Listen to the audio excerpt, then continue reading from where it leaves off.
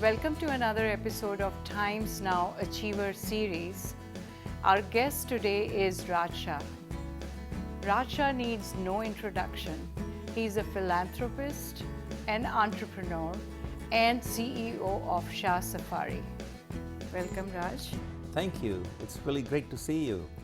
So your journey in life has been fascinating, both personally and professionally. So we are here to learn more about it. I read that you left very early from your birthplace, and you came with a very limited finance and came with business in mind. So tell us more about it. So your entrepreneurial spirit started very early in your life, I believe.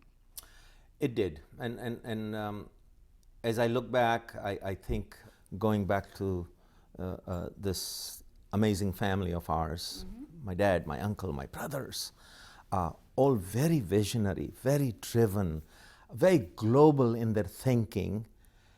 And it wasn't like we were well-to-do family, but dreams were allowed.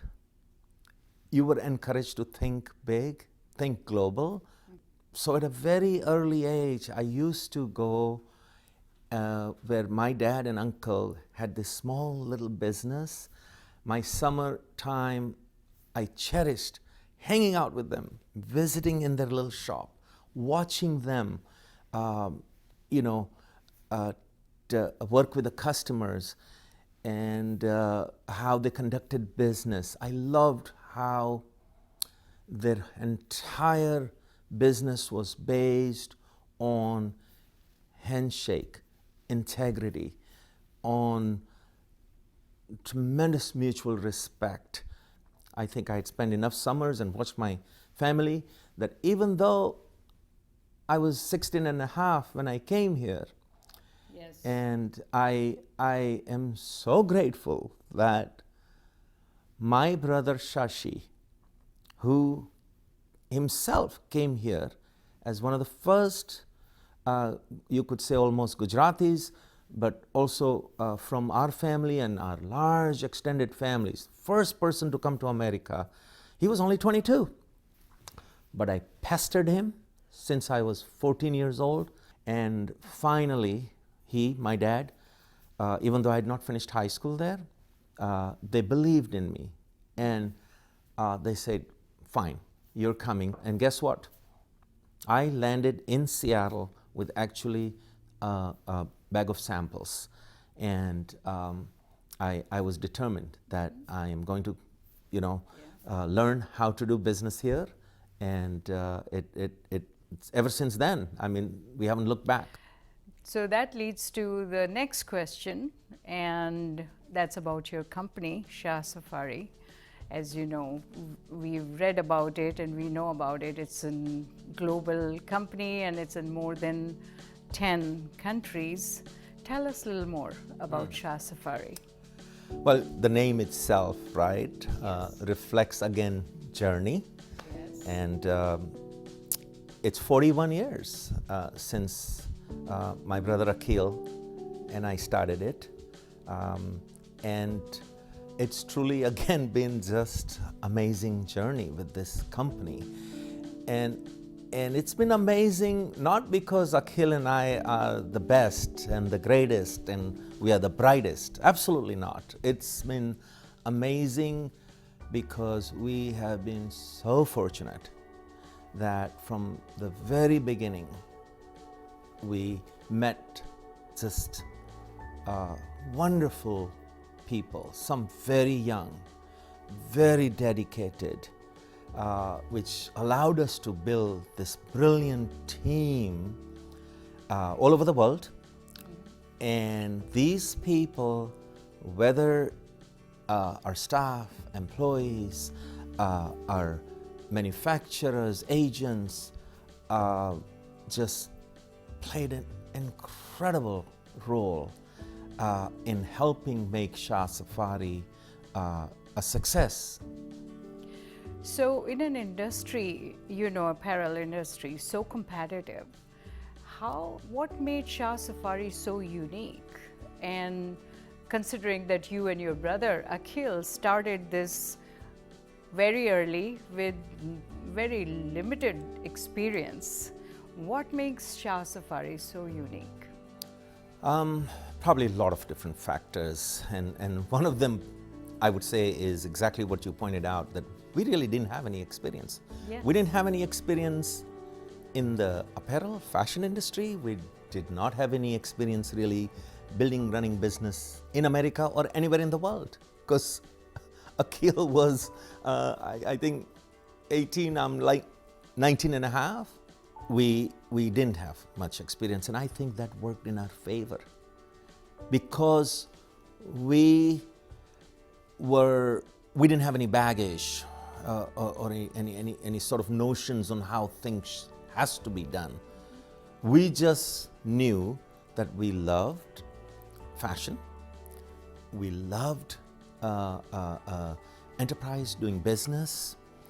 And again, if I go back to the memory lane, when I came to this country, I came with a very clear understanding that I'm going to be a businessman.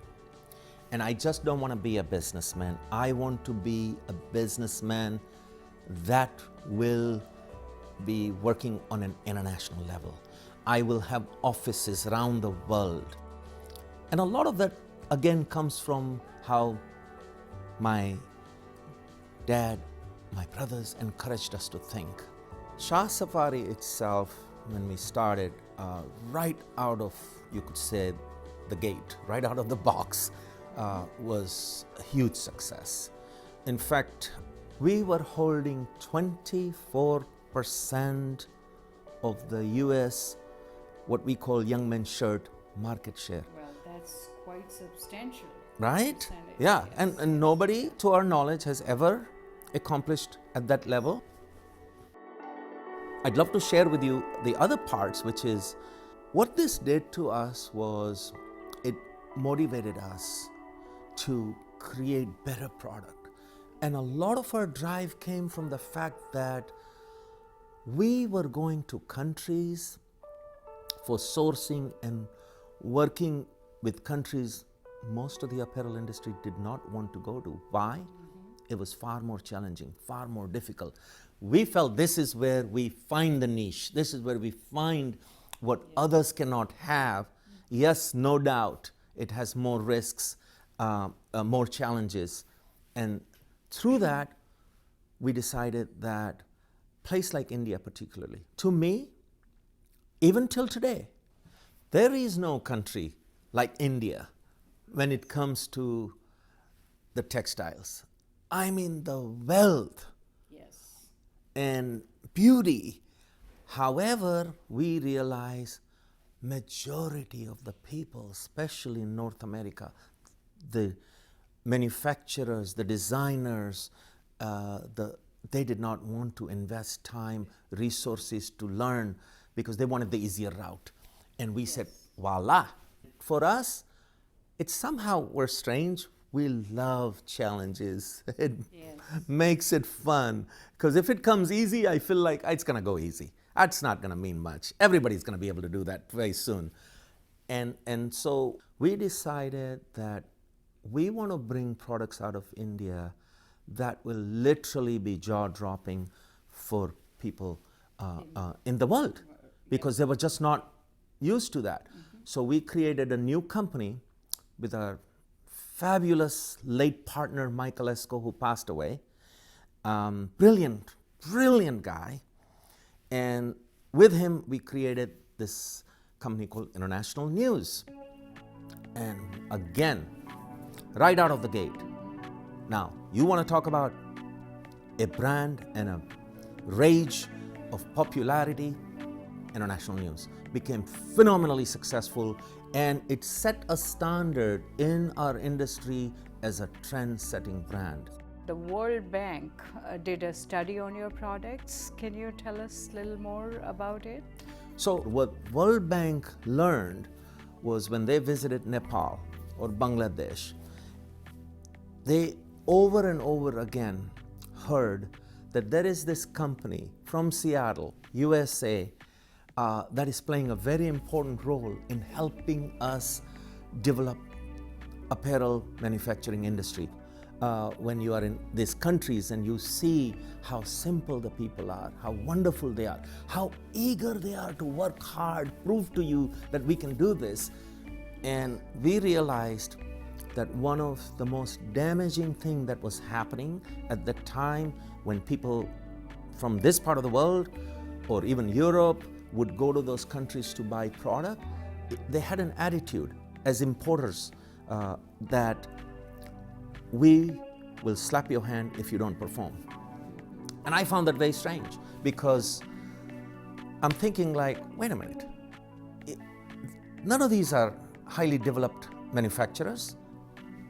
It has to be approached differently if you truly want excellent product. And so we took the attitude, we will hold your hands. We will not slap your hand. And a lot of these countries, India, Nepal, Bangladesh, where we went to, we were like the pioneers in those countries. They all became $1 billion plus industries in the apparel sector. And that's a feeling for us that is just priceless to have played that small role. Shah Safari is in media a lot. We've been hearing a lot about the latest technology. Can you tell us more about it? I have to be honest with you, to a great extent, just the way, because the way Akhil and I are, we felt left out. We felt like, wow, the world is racing by us, and all these new gadgets, and from computers, software, phones, etc., right? And we want to do something spectacular. But I honestly felt that what was being offered to the consumers was with a lot of stretched truth. And not only that, most of it, if not all of it, was taking polyester and nylon fabrics and offering it with some sort of so-called new performance technology. And I'm like, I don't buy that. Which isn't always comfortable. Thank you. You know it. I mean, here's the truth. The most comfortable fabric almost all the time on human body is natural fabric. Of course. Some people in the textile industry were pushing and have been pushing so much of synthetics, polyester, nylons. Yes. Remember, this is made out of oil, and asking people to perform, go for a run, do your yoga in oil-based fabrics, covering themselves from top to bottom. We felt like, wait a minute. I think we need to focus on what is it that they're not getting out of natural fabric that we can possibly bring. And so after many years of research, again, you know, I will always credit to this incredible team of people we have. We came up with this technology, Fillium, which essentially takes natural fabrics and turns them into what we say supernatural fabrics. Wow. Yes. That's my dream. Right. Fabric. And if you go to the website, again, look at fillium.com or go to ablyapparel.com and look at why. What is it? What does it do? The features and benefits are incredible. They're incredible based on the performance you may get, incredible based on the convenience it brings, and it's incredible based on how eco-friendly it is. I mean, the story to me is, wow, if Akhil and I can basically say that this is it, this is the final our final contribution to this industry, if it is successful and it gets adopted on a global scale, I will truly feel that that we brought something which was of a great value to the universe.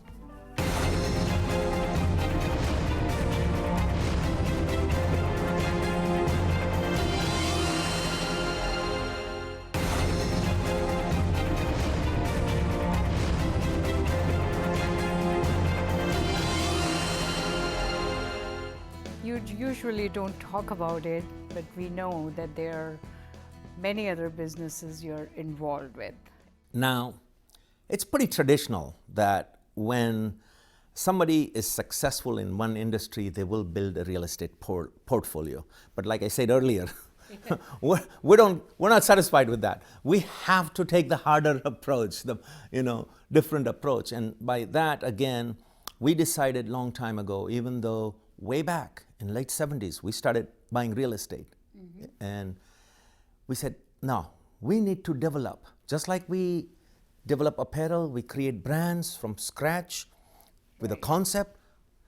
We started doing that in Seattle. Now we're in our 26th year, and it's been great. In fact, we used to joke till about 10 years ago that we were one of the largest private developers in Seattle that nobody knew.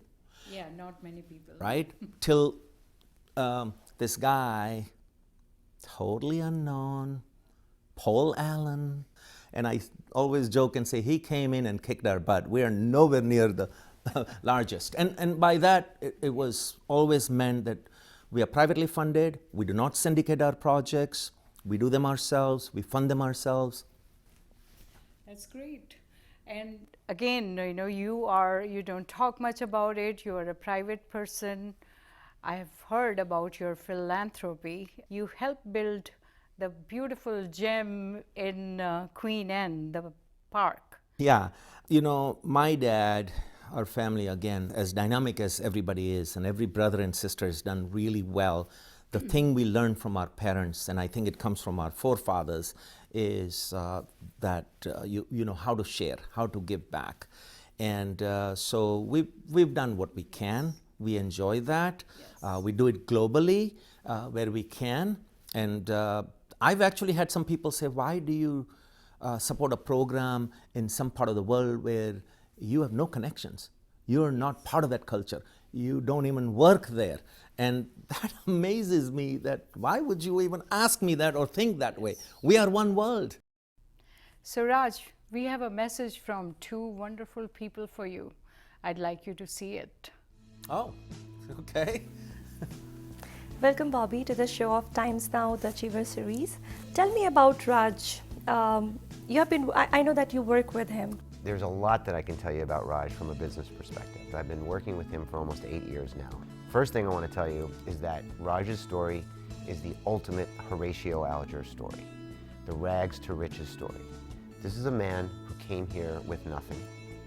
Everything he's got and he's achieved is because of his own hard work, his determination, his honesty, and his courage. It is incredibly inspiring. The second thing I'll tell you about Raj is that he is completely unrealistic. And I mean that in a good way. He always asks, why not? He creates a vision in his mind. He communicates that vision to other people. He enlists their support, and then he works relentlessly to make that vision come true. Sometimes it does, sometimes it doesn't, but he's always very nimble and is able to adjust. He learned well what his father taught him, which is that people and relationships are a lot more important than money and success. The most important thing I'll tell you about Raj, bar none, is that he's a mensch. And in Yiddish, a mensch means a good person, a person who does the right thing. Hi Paula, welcome to the show of Times Now, the Achiever series, where we are interviewing Raj Shah. And I know you're friends with him for 25 years. Tell me something about him. Well, what inspires me about Raj Andalou is They have such big hearts, and they give to their community. They give globally. If someone is impoverished or someone has some tragedy or challenge in their life, that's where they meet the person. There's no judgment. It's unconditional listening and love for that person. Their friendship to me is like a place where you feel like your heart has come home by knowing these two amazing people. So Raj, we have your family with us, and let's hear some things about you from them.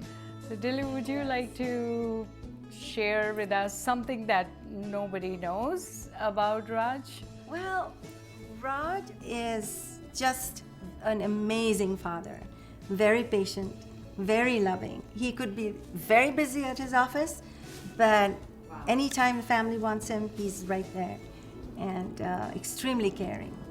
Rahul, Yes. I've heard that you've joined your father. You're in the similar business. I'm truly inspired by my dad. He's taught me a lot of core values in business and in personal life. And I look forward to the journey that we continue in business. And I like traveling with him and learning as much as I can about each and every business because I want to continue with it. Fantastic. And how about you, Shreya? You want to share anything that you really cherish about your dad? I find my dad very hardworking and inspiring to me, and he cares about his work and he cares about the people, and I just find that really nice about him. Thank you so much for your time. Thank you. Thank you. Rashmee, both Rahul and Shreya truly makes us complete for Dilu and me as a family, and also they really teach us sometimes about the fact that we're not perfect parents, right? And there's a lot to learn from them. And again, my brother Shashi, who went into the process of bringing us all here one by one, it's just remarkable. It is incredible. Thanks for sharing.